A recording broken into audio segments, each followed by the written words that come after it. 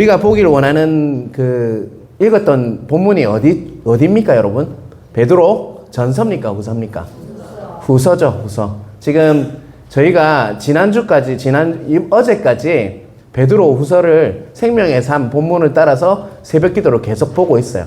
근데 이 본문을 보면서 한 번은 이게 오후 예배 때 같이 봐야 되겠다는 생각이 들어서 이 본문을 택해서 이렇게 우리가 전하기를 원합니다.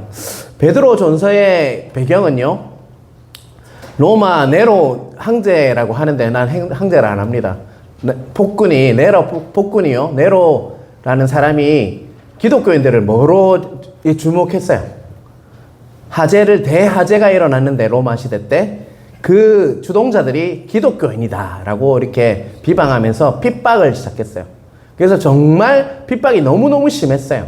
길거리에도 이렇게 십자가를 매달아서 거기에 태워 죽이는 사람 비명 소리가 흘러나고요. 콜로세움에는 저번에도 계속 말씀드렸지만 사자를 풀어서 찢어 죽였습니다. 그리고 그걸 보면서 그들은 어떻게 했다고요? 막 한호성 치고 좋아했어요. 참 잔인하죠, 인간이라는 사람들이. 그리고 또 여자들을 홀딱 뺏겨서 이렇게 보면서 수치심을 느끼게 하면서 너 예수 안 믿는다 해라, 배교하도록 계속 했던 자들이 바로 로마 시대 그 박해였습니다. 그러다 보니까 어땠을까요? 예수님 믿는 사람들은 숨어 지내게 되죠. 그리고 또 그 로마를 떠나서 어디로 흩어졌겠죠. 그 흩어진 사람들을 베드로 전서에는요, 베드로가 어떻게 했을까요? 그 정체성을 말하는 단어가 하나 있어요. 흩어진 나그네라는 말을 합니다. 그래서 그 사람들에게 왜 편지를 보냈을까요? 지금 핍박이 있을지라도, 베드로 전서의 내용입니다. 지금 당장 고난은 앞으로 올 영광과는 비교할 수 없다. 너희들 잘 인내하고 예수 그리스도를 바라보면서 살아야 한다고 적었던 편지가 뭐라고요? 베드로 전서입니다. 자, 그런데 오늘 보는 후서는요, 조금 달라요. 교회 안에 누가 들어왔을까요? 이단, 지금으로 말하면 이단, 신천지들이 들어왔겠죠. 침투에 들어왔겠어요. 근데 그 이단들이 하는 이야기가 있어요. 예수님 재림 없다. 이미 왔다. 라는, 그때 우리 수요 예배 때 혹시 들으신 분은 알 수 있겠지만 그게 뭐예요? 여호와의 증인이 그렇게 이야기합니다. 지금. 그렇듯이 그들이 왜 그렇게 이야기했냐면 재림이 없다고 얘기한 건요, 재림이 없으면 뭐도 없습니까? 마지막 심판이 없다는 거죠. 그래서 자신들이 자신의 정욕을 이렇게 숨기기 위해서 지금 막 이렇게 우리 즐겨야 한다, 놀아도 괜찮다, 그렇게 주장하기 위해서 뭐가 없다고 주장하는 거예요? 예수님도 이미 오셨고 심판도 없다고 주장하니까 그 이단이 들어오니까 교회가 어떻게 됐을까요? 혼란스러워졌겠죠. 예수님 이미 왔다는데? 그런 이야기하는 사람들이 있겠죠. 그런 이야기가 있으니까 너희들 정신 차려야 된다. 주님 다시 올 것은 하나님의 약속이기 때문에 반드시 이루어진다. 주님의 재림은 있다. 그래서 너희들은 그 약속을 사모해야 한다고 적은 책이 뭐라고요? 베드로 후서라는 거 잊지 마시길 바랍니다. 자, 이 배경으로 오늘 본문을 보기를 원합니다. 자, 오늘 1번 한번 같이 읽어볼까요? 베드로는 자신의 정체성을 두 가지로 밝힙니다. 그것은 무엇이며 왜 편지 서두에서입니다. 잘못 적었습니다. 서두에서 그것을 밝히고 있습니까? 자, 뭐 때문에? 자, 두 가지. 자, 오늘 본문 보면요, 1절에 나와 있어요. 자기의 정체성을 뭐라고 하고 있습니까? 예. 또 하나는요, 사도. 자, 예수 그리스도의 종이면서 뭐라고 하고 있다고요? 사도라고 자신을 부르고 있죠. 종은 누구에게 속한 자입니까? 주인이 누구란 말이야? 예수 그리스도. 나는 주인께 속한 자다. 주님 안에 있다. 주님의 모든 것들을 내가 섬기고 그리고 또 종인 사람이다. 자신의 신분을 밝혔죠. 둘로스라고 하죠. 헬라어로. 자신은 종이다. 예수님의 속한 자다. 예수님의 권위 안에 있다라고 이야기합니다. 또 한 가지 신분은 뭐라고요? 사도라고 이야기하고 있어요. 사도의 중요한 것은요, 예수님이 누구인지 밝히고 또 예수 그리스도의 십자가와 예수 그리스도의 부활, 그리고 예수님께서 다시 오실 것을 전하는 자가 누구라고 얘기하는 거예요. 그게 사도입니다. 그 사람이 바로 누구라고 얘기하고 있죠? 자신이다. 종이고 사도이다. 그런데 왜 편지 서두에 그것을 밝히고 있을까요, 여러분? 아까 우리가 베드로후서의 배경을 좀 전에 설명드렸잖아요. 뭐가 침투해 있다고요? 이단들이, 거짓 사도들이, 거짓 선생들이 침투해 있으니까 자신이 뭐라고 밝히고 있는 겁니까? 나는 나로부터 오는 권위는 누구로부터 인정받은 거라고요? 예수 그리스도부터 다 오는 거고, 내가 그 종이기 때문에 나의 정체성은 예수 그리스도로부터 시작된 거기 때문에 너희들이 의심하지 말고 내 이야기를 들어라 하는 확인 차원에서 그렇게 얘기하는 겁니다. 그리고 제일 끝에 보면 자신이 사인한 거, 친필로 적었다 이런 말도 있거든요. 그러니까 이 모든 것들이 누구로부터 시작됐다는 거예요?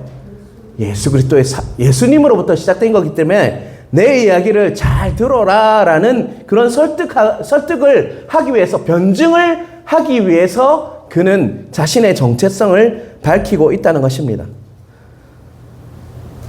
자, 여러분, 이단들 문제가 딱 시작되잖아요. 우리 교회 안에도 이단 시비가 있는 데가 있어요, 여러분. 신학적인 부분에 있어서. 그럼 목사님들이 뭘 먼저 밝힐까요? 여러분, 자신의 그 신학을 증명할 수 있는 것이 어디입니까, 여러분? 내가 어느 교단이고 어느 학교를 나왔다, 신학교를.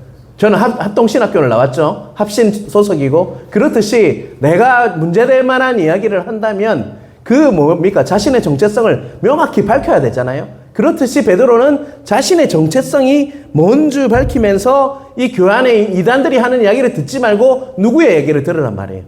자신은 베드로 그 사도의 이야기를 꼭 들어야 한다. 너고 이 이야기 정말 중요하다라고 이야기하고 있는 거죠. 자, 여기서 우리가 한번 묵상해야 될 부분이 진짜와 가짜를 나누는 기준이 뭔 것 같습니까, 여러분? 우리가 하나님을 믿는 그 안에서 진짜와 가짜의 명확한 기준은 뭡니까? 자, 예수 그리스도죠. 예수 그리스도. 우리가 예수 그리스도를 믿고 있는지, 제대로 알고 있는지, 예수님의 그 십자가를 믿고 있는지, 예수님의 부활, 다시 오심, 승천, 그 모든 것들을 사도신경에 고백하는 그 사도들의 고백을 명확히 내가 믿고 있는지가 기준이 되어야 한다는 것입니다. 여러분, 사도신경 읽는 거 연불처럼 외우지 마십시오.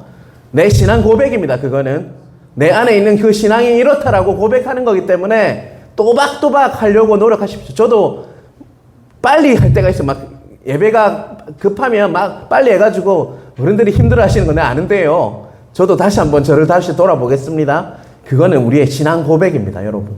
꼭 그거를 내 가슴에 담고, 나는 이런 신앙이지라고 고백하시면서 여러분을 돌아보시는 여러분 되시길 바랍니다. 다시 한번 강조하지만 진짜와 가짜의 기준은 누구라고요? 예수 그리스도십니다. 그것을 꼭 기억하시길 바랍니다. 자, 2번 한번 볼게요. 본문은 은혜와 평강을 더욱 많이 지기 위해서는 무엇이 필요하다고 말씀하고 있습니까? 저 2절 이거 묵상하다 참 은혜 많이 받았어요, 여러분. 자, 2절 한번 같이 크게 한번 읽어볼까요? 하나님과 우리 주 예수를 알므로 은혜와 평강이 너에게 더욱 많을지어다. 자, 여러분, 은혜와 평강이 더욱 많아지기 위해서는 뭐라 알아야 된다고요? 하나님과 우리 주 예수를 알므로. 여러분, 굉장히 은혜가 되지 않습니까, 여러분? 저는 이 말씀 보면서 은혜와 평강을 더욱 많아지게 하는 이유가 뭐지 이렇게 묵상하는 부분도 있고, 기도를 하잖아요. 나에게 더 은혜를 주시고 평강을 주십시오. 그런데 베드로는 뭐라고 하고 있습니까? 하나님과 우리 주 예수 그리스도를 알므로, 아는 것이 우리에게 은혜와 평강을 주는 그 요인이다라고 말씀하고 있죠. 여러분, 신앙생활이 깊어가면 깊어갈수록 우리는 하나님과 예수 그리스도를 더 깊이 알아야 합니다. 오늘 오전에도 설교 드렸지만 성령님에 대해서도 제대로 알아야 한다는 겁니다. 말씀이신 그 하나님을 잘 알수록 뭐가 주어진다고요, 우리에게? 은혜와 평강이 그냥 주어지는 것이 아니라 더욱 많아진다는 것. 풍성이 부어진다는 것. 은혜가 되지 않습니까? 저는 이 말씀 읽는데 정말 은혜가 되던데요, 여러분. 여러분들도 그런 은혜를 받으시길 바랍니다. 따라서 하나님과 예수 그리스도를 알게 되면 은혜와 평강이 입히고 더 깊이 알면 알수록 은혜와 평강이 어떻게 된다고요? 더욱더 많아진다 라는 말씀을 하고 있죠. 자, 요한복음 17장 3절 한번 띄워주시길 바랍니다. 같이 읽겠습니다. 자, 읽겠습니다. 영생은, 제가 PPT 안 했습니까? 참 하나님과 그가 보내신 자 예수 그리스도를 아는 것이라. 우리의 영생은 뭐라고요? 참 하나님과 그가 보내신 자 예수 그리스도를 아는 것이라. 알면 알수록 우리 이 땅에서도 천국을 누릴 수 있다는 이 말입니다. 영생을 이 땅에서 누릴 수 있는 방법은요, 하나님과 예수 그리스도를 더욱더 깊이 아는 것이다라고 우리가 이렇게 이해해야 합니다. 우리가 하나님을 아는 만큼 이 땅에서 지옥이 아니라요, 근심, 걱정, 염려, 걱정, 막 시기, 질투, 하나님 주시지 않은 많은 것들로 인해서 힘들어 사는 게 아니라, 하나님을 알면 알수록 하나님이 어떤 분이신지 말씀을 통해서, 또 기도를 통해서, 찬양을 통해서, 예배를 통해서 하나님을 더 깊이 알면 알수록 우리는 정말 하나님이 어떤 분인지 아시기 때문에 은혜와 평강이 더욱더 넘쳐난다. 그것이 영생이다 라고 우리에게 말씀하고 있다는 것입니다. 우리가 이 시간 오전 예배 드리고 집에 가셔서 딱 주무시면 딱 좋겠죠. 안 그렇습니까, 여러분? 다른 사람들 다 그렇게 하는데요. 이 시간 재밌는 프로도 많이 할 것 같고요. 야구도 할 것 같고, 예? 정말 귀한 시간인데, 좀 더, 내일 또 회사를 나가야 되는데, 좀 더 쉬면 되는데, 왜 이렇게 하나님을 아는 성경 공부를 하고 있을까요, 여러분? 여러분, 그게 헛된 일이 아니라, 우리가 하나님을, 그리고 예수 그리스도를 아는 만큼, 뭐가 준다고요? 은혜와 평강이 더욱 많아진다. 이 말로 위안을 삼으시길 바랍니다. 위로를 받으시길 바랍니다. 내가 예배드리고 기도하고 찬양하는 게 아무것도 아닌 것이 아니라 하나님을 알아가는 과정이에요. 그러면 그럴수록 우리 가정도, 우리 자녀들도, 나만 은혜와 평강이 넘치는 게 아니라 자녀들도, 가정들도 그렇게 된다는 거 여러분 꼭 가르치시길 바랍니다. 이게 아무것도 아닌 말씀이 아니라고요, 여러분. 꼭 기억하시길 바랍니다. 자, 3번입니다. 본문은 우리가 하나님을 더 알게 되므로 과거, 현재에 주신 선물과 미래에 주실 약속은 무엇이라고 말씀하고 있습니까? 자, 제가 힌트 드리겠습니다. 3절은 과거와 현재에 주신 선물이에요. 그리고 4절은요, 미래에 주실 약속입니다. 자, 첫 번째는 뭐라고요? 3절에는요, 두 단어, 과거와 현재에 주신 선물이 있어요. 그 단어를 한번 찾아보시고요. 또 미래에 주실 약속도 4절에 있습니다. 그 두 것을 여러분들이 한번 찾아보세요. 제가 맨날 찾아주니까 재미가 없네요. 여러분들이 한번 찾아보세요. 아닙니다. 틀렸습니다. 1번부터 먼저 한번 찾아보세요. 예. 스포일링 하지 마세요.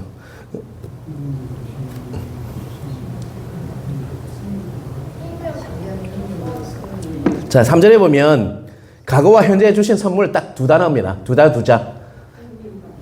예. 생명과 경건을 주셨다 이야기하고 있죠. 뭐로 능력으로? 신기한 능력으로. 그 신기한 능력이 뭡니까, 여러분?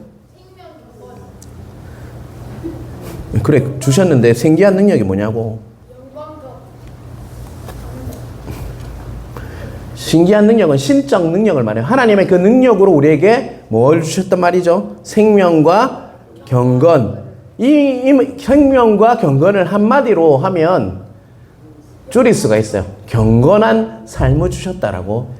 우리 과거와 현재. 여러분, 하나님이 주신 은혜 중에 우리가 경건한 삶을 살고 있죠. 여러분은. 그죠? 지금은 완벽하지는 연약해서 넘어지기도 하지만 과거와 현재 하나님이 주신 그 선물은요, 우리가 예배드리고 말씀 보고 남들이 안 하는 거예요, 여러분. 세상 사람들은 하지 않는 그 일을 묵상하고 기도하는 경건한 삶을 우리에게 경건과 생명을 주셨다. 이 말은요, 경건한 삶을 사는 은혜를 주셨다는 거예요. 신적 능력으로, 신기한 능력으로. 그것을 기억하시기 바랍니다. 여러분 자신 한번 돌아보시길 바랍니다. 예전에 예배 드렸습니까, 여러분은? 아니죠. 묵상했습니까? 말씀 연구했습니까? 설교 들으셨습니까? 그렇지 않은데, 예, 신적인 능력, 하나님의 그 은혜로, 신적인 능력으로 우리에게 경건한 생활을 경건한 삶을 허락하셨다는 것입니다. 경건한 삶을 허락하셨다는 거예요. 나중에 7가지 그 열매들을 볼 거예요. 그 안에 보면 경건이라는 내용이 나옵니다. 잘 설명해 드리겠습니다. 그리고요, 4절에 보면 중반에 하나님이 알기 전에는 뭐 때문에 썩어질 것을 쫓았다라고 얘기하고 있죠. 정욕 때문에 욕심이라고 하잖아요. 욕심 때문에 정말 세상의 욕망을 쫓는 삶, 썩어질 것을 쫓는 삶이었지만 이제는요, 뭐에 참여하는 자로 부르셨다고 약속하고 있죠? 예, 신성한 성품. 예전 성경을 보면 뭐라고 이야기하고 있죠? 신성한 상품. 지금 웃기려고 하는 거야? 예전 개역 한글 보면 신의 성품에 참여하는 자로 되어 있습니다. 난 그 해석이 더 좋은 것 같아요. 우리가 하나님의 은혜로 신의 성품에 신선한 상품이 아니고요, 신의 성품에 참여하는 자로 살게 되었다. 그 약속을 지금 우리가 넘어지기도 하고 힘들기도 하지만 계속적으로 우리가 하나님이 닮아갈수록 뭐가 된단 말입니까? 신의 성품을 닮아가게 되어 있는 자로 우리를 부르셨고, 지금도 그 과정이 여러분 진행되고 있는 겁니다. 미래에 대한 약속이에요. 여러분은 그냥 이렇게 머물러 있지 않을 겁니다. 정말 하나님 안에 있다면 여러분은 그냥 연약한 존재로 계속 끝까지 죽을 때까지 변하지 않는 사람이 아니라요, 하나님 안에 말씀 안에 있고 또 성령님이 도우시고 예수 그리스도를 믿는 그 믿음으로 우리가 살아갈 때는요, 우리는 뭘 닮아가게 됐다는 거예요? 신의 성품을 닮은, 예수님 닮은 사람으로 점점 성화되고 있는 것을 믿으십니까, 여러분? 온전하게 변화될 것을 믿으십니까, 여러분? 약속하셨다는 거예요, 여러분. 믿으시길 바랍니다. 여러분, 이렇게 머물러 있지 않습니다. 때로는 넘어지고 저도 넘어집니다. 때로는 마음도 복잡고 힘들 때도 있습니다. 우울해질 때도 있습니다. 하지만 다른 것을 바라보면, 환경과 상황, 내 상태를 보면 힘들지만 주님께서 약속하신 이 말씀, 베드로를 통해서 하나님께서 약속하신 이 말씀을 붙잡을 때, 그 약속을 붙잡을 때 우리는 어떻게 해야 될까요? 더 견고해지고 우리는 변화되고 정말 신의 성품에 닮은 자, 예수 그리스도를 닮은 자로 변화될 것을 믿으시길 바랍니다. 왜요? 약속이기 때문에. 하나님의 약속이 변화됩니까? 변습니까? 꽃은 시들고 풀은 시들어도 하나님의 말씀은 세세토록 영원하리라. 그 말씀을 붙잡으시길 바랍니다. 여러분, 약속하셨습니다. 여러분은 신의 신성한 성품에 참여하는 자, 신의 성품에 참여하는 자로 부르셨다는 것. 지금은 넘어지고 때로는 자꾸 이렇게 실수도 하지만 예수님께서 다시 오시는 날 우리는 온전한 부활을 맞음으로 영원한 나라에서 정말 주님과 함께 영원한 삶을 영생을 누리는 자로 우리를 불러주셨다는 거 신뢰하시길 바랍니다. 그럴 때 우리에겐 소망이 생겨요. 나만 바라보면, 내 상태를 바라보면, 내 환경을 바라보면, 다른 사람을 바라보면 소망이 없어요. 그런데 하나님의 약속 되신 그 말씀을 신뢰함으로 믿으면 그 약속 때문에 우리에게 뭐가 생긴다는 거예요? 소망이 생긴다는 거. 그래서 그럴 때 우리 안에 뭐가 이렇게 저절로 나옵니까? 찬송, 감사가 나온다는 거예요. 여러분, 감사 헌금 봉투 내가 만든 이유가 그걸 좀 하라고 하시는데 말 진짜 안 듣습니다. 진짜 좀 하시길 바랍니다. 집에 가져가셔서 미리 좀, 헌금은요 그날 와가지고 뜩 넣어가지고 넣는 거 아니에요, 여러분. 미리 준비하는 거예요, 여러분. 많고 적음의 문제가 아니에요. 왜요? 하나님께 드리는 거잖아요. 그래서 미리 준비하고, 예전에는 다려서 드렸어요, 어르신들은. 그거는 그렇게는 안 하더라도 제일 또 교회 올 때는 제일 깨끗하고 좋은 옷이라고 했어요. 비싼 옷이라고 안 했습니다. 깨끗하고 제일 좋은 옷으로, 자신이 보기에 가장 편한 옷으로 입고 오셔서 헌금도 잘 준비해서 하는 게 하나님을 대하는 태도입니다, 여러분. 꼭 그런 은혜가 있길 간절히 바랍니다. 자, 4번을 보겠습니다. 4절의 약속의 결과, 우리는 그저 그렇게 하는 존재가 아니라 열매를 맺는 삶을 살게 됩니다. 그것은 7가지의 열매, 좀 많이 실수를 했네요. 7가지 열매는 무엇일까요, 여러분? 자, 5절에서 7절까지 7개를 한번 찾아보시길 바랍니다. 8개인데요. 이렇게 하시는 분들 많죠. 학자들도 8개라고 하시는 분도 있고, 저는 7개로 찾습니다. 한번 찾아보세요, 여러분.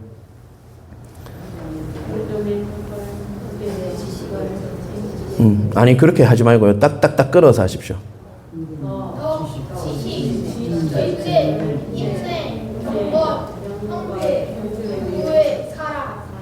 띄웠습니까?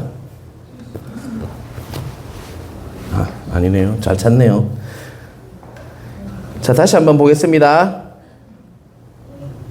제가 이렇게 만들 때 4번에 보면 뭐라고 적어놨죠? 제일 위에 믿음 안에서라고 적어놨죠? 그래야지 7개가 찾아집니다. 믿음 안에서 첫 번째는요, 덕을, 또 그 다음에 지식을, 절제를, 그 다음에 인내를, 경건을, 우애를, 사랑을, 예, 맞죠? 형제 우애라고 하죠. 형제 우애를. 자, 이것을 저는 외우는 방법이 있어요. 띄워주시겠어요? 자, 덕지덕지 붙었다는 이야기 듣죠? 덕지덕지, 그 다음에 절인 경우에 사랑이 답이다. 다시 한번 해볼까요? 제가 신학교 시험 칠 때 그렇게 외웠어요, 여러분. 덕지덕지 붙은 경우에, 절인 경우에는 뭐라고요? 사랑이 답이다. 이게 더 외우기 더 힘들다, 이렇게 이야기하는 분도 있는데, 덕, 지, 난주되면 생각난다니까요. 절, 인, 경, 우.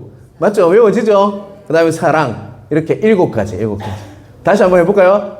덕, 지, 절, 인, 경, 우, 사랑. 외워졌죠? 저 돈 내십시오, 이제. 자, 덕은요, 여러분, 이제 그 열매들에 대해서 조금 설명할게요. 도덕적 견고함입니다. 도덕적 견고함이고요, 도덕적 용기. 필요할 때 옳은 일을 하면서 홀로 설 수 있는 능력을 말합니다. 다시 한번 말씀드릴게요. 도덕적 견고함, 용기, 필요할 때 옳은 일을 홀로 설 수 있는, 홀로 할 수 있는 능력을 말해요. 자, 예수 그리스도께 꼭 필요한 거죠, 여러분. 덕. 누군가 아니라고 말해도요, 진리 안에서는 우리는 뭘 지켜야 됩니까? 도덕적 견고함이 있어야 되고요, 용기가 있어야 돼요. 남이 다 틀렸다고 할지라도 진리 안에서 옳은 것을 홀로 설 수 있는 그런 용기가 있는 것이 뭐라고요? 덕입니다, 덕. 여러분 잘 기억해 두시고, 이런 단어들이요, 처음에 아무것도 모르고 하면 이게 뭔데? 이걸 우리가 열매를 알아야지 우리가 열매를 맺을 수 있잖아요. 남들이 다 아니라고 해도요, 진리 안에서 이렇게 도덕적으로 견고해서 용기 내어서 홀로 설 수 있는 그것이 바로 뭐라고요? 덕이라는 그 덕목입니다. 여러분, 두 번째는 뭡니까? 덕지, 지잖아요. 지식. 덕지 했으니까 또 지혜라고 하지 마시고요. 지식입니다. 이전에 지식과 명철과 지혜에 대해서 제가 설교 중에 한번 정리를 해드린 적이 있어요.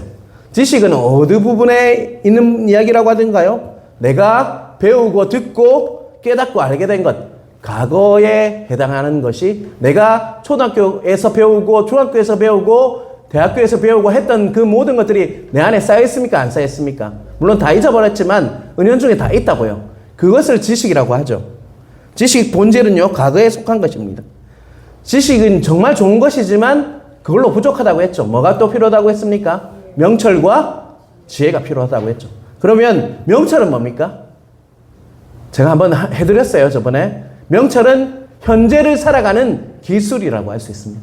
지식을 바탕으로 내가 이렇게 지혜롭게 해야 되겠다, 그런 부분이 있잖아요. 내가 살면서 명철은 현재를 위한 것인데 과거의 지식을 사용해서 내가 어떻게 해야 하는지, 무엇을 할 것인지 판단하고 결정하는 그것이 바로 명철이라고 할 수 있어요. 명철이란, 다시 정리하면 현재를 살아가는 기술이라고 할 수 있습니다. 그래서 어떤 사람은요, 지식은 참 많은데 보면 현재를 살아가는 기술이 없는, 명철이 없는 사람들이 많아요. 사회생활에 보면 참 많은 거는 많아요. 그런데 회사 생활하면 정말 꽝인 사람들이 정말 많아요. 그게 바로 뭐가 지금 부족해서입니까? 명철이라는 것이죠. 그렇다면 마지막 지혜라는 것은 뭐라고 했죠? 뭐에 속한 것일까요? 지금 과거와 현재를 했으니까 지혜는요, 미래에 관한 것이에요. 아직 오지 않았습니다. 앞으로 이렇게 될 것이라고 믿는 것입니다. 결국 그것은 누구와 연관이 있을까요? 하나님의 약속과 연관이, 하나님의 말씀과 연관이 있다고요. 그래서 잠언에 보면 하나님을 경외하는 자에게는 뭐가 있다고 했습니까? 지혜가 있다고 이야기하는 거예요, 여러분. 그리고 점쟁이들이요, 과거와 현재는 잘 맞춰요. 끼워 맞추듯이 해서. 지금까지 자기들이 점친 그게 있잖아요. 노하우가 있잖아요. 그러다 보니까 과거하고 지금 어떤지 잘 맞춰요. 그런데 미래는 모릅니다, 여러분. 그거는 왜 그럴까요? 지혜가 그 사람들에게 부어지지 않았다는 것입니다. 역사의 주관자이신 하나님께서 미래에 하나님께서 말씀으로 우리에게 가르쳐 주는 것이 뭘까요? 지혜라는 거예요. 우리가 말씀을 연구하면 연구할수록 지혜가 풍성히 외워집니다. 특별히 아이들이 지혜를 원하십니까? 커가는 아이들이 지혜를 원하십니까? 말씀을 암송하게 하십시오. 그러면 말씀이 자신 것이 되고 그 말씀 붙잡고 살아가다 보면요, 지혜가 풍성히 부어져서 하나님이 주시는 그 은혜로 살아갈 수 있다는 거 잊지 마시길 바랍니다.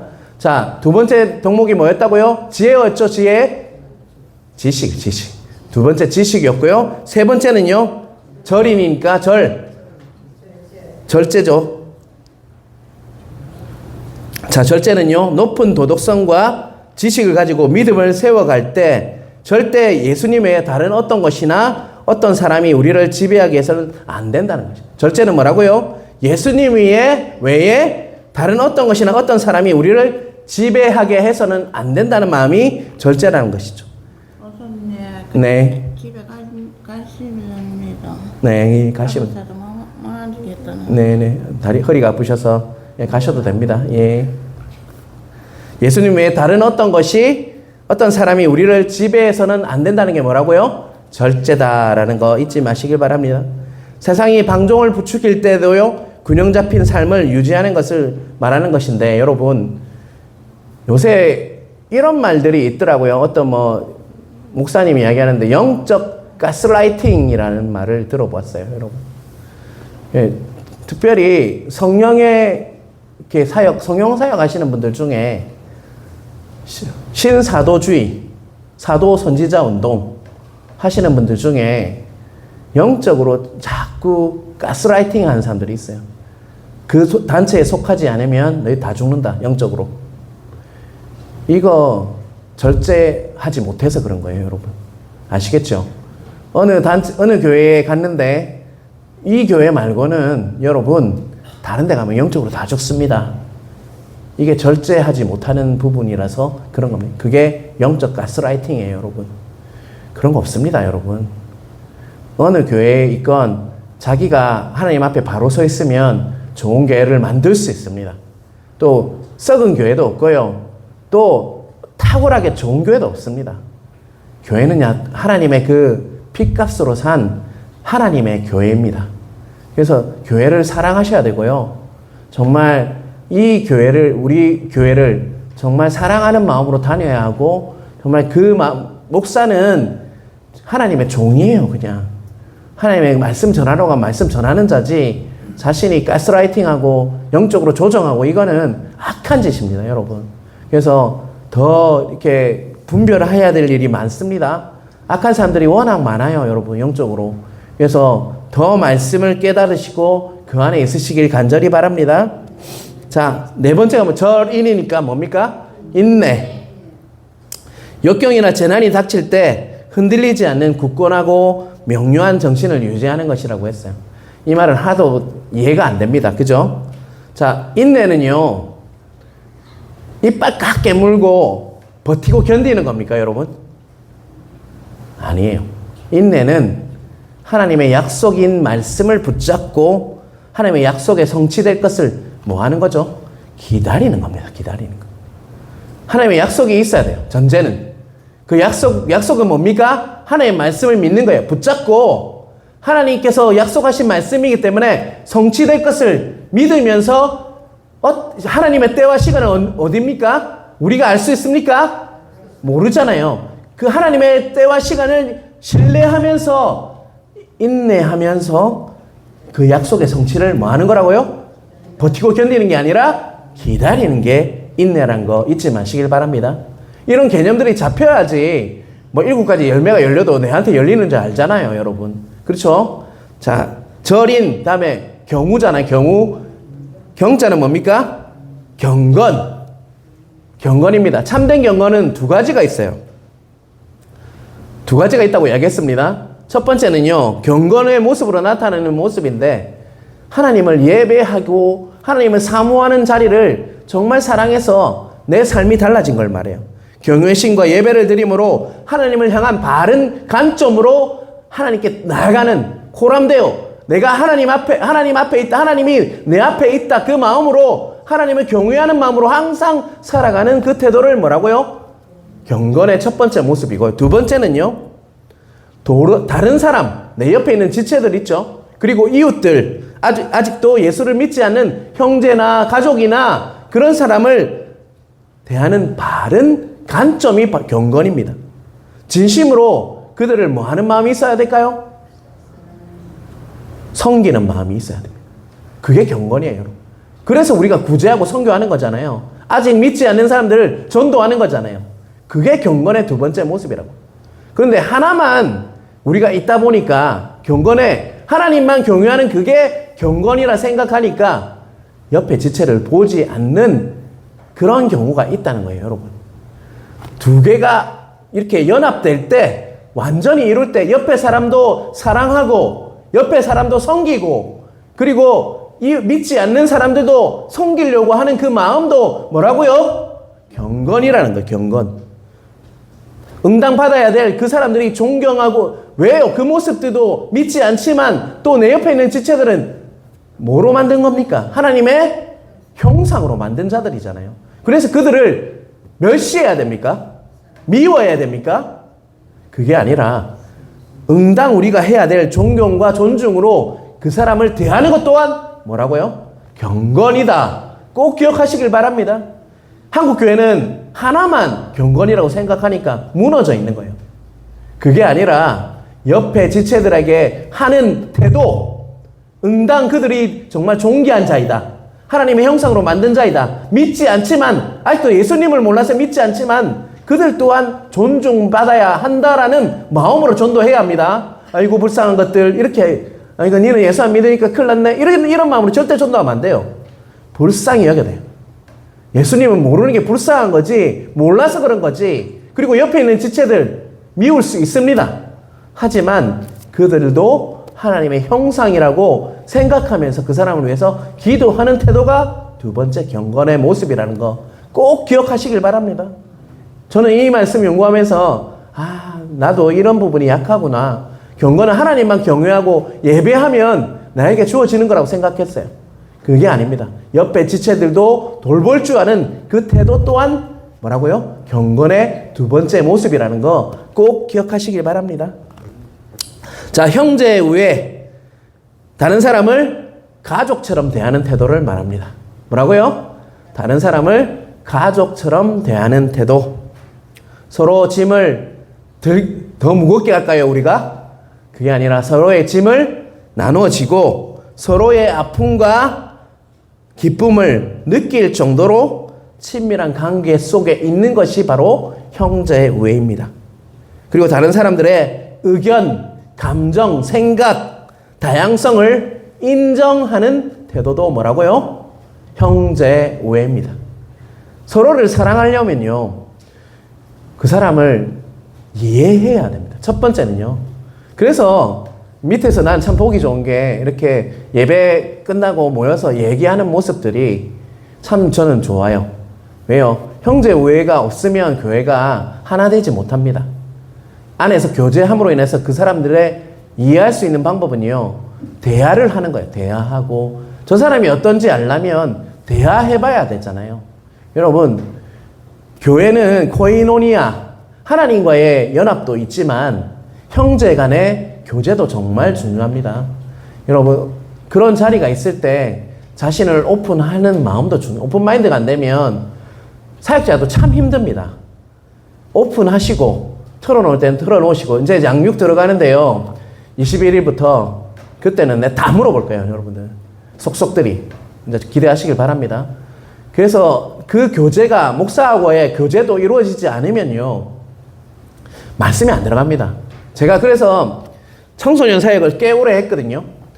그때 제일 먼저 하는 게 밥 먹이는 거예요.